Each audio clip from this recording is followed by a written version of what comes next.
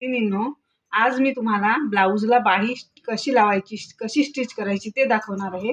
तर बघा, पहिल्यांदा आपण इथून हा सरळ भाग करून घ्यायचा। हा थोडा क्रॉस असला असतो तो थोडा सरळ करून घ्यायचा। बघा, मी थोडा सरळ करून घेतला।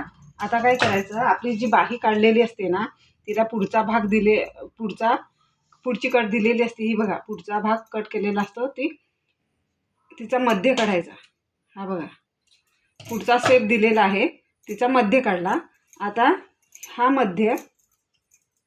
मध्य बरोबर इथे पकडायचा। इथे पकडल्यावर अशी ही बाही बघायची बरोबर आहे का। आता आपली ही बाही बरोबर आहे। आता ही शिलाई मारून घ्यायची। जर तुम्हाला असं जमत नसेल तर मध्यापासून साईडने शिलाई मारू शकता। आता आपण ही शिलाई मारून घ्यायची।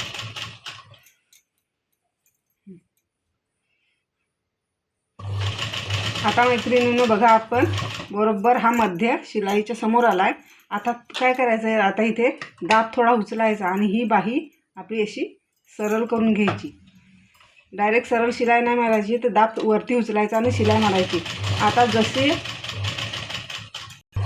आता आपली ही बाही लावून झाली,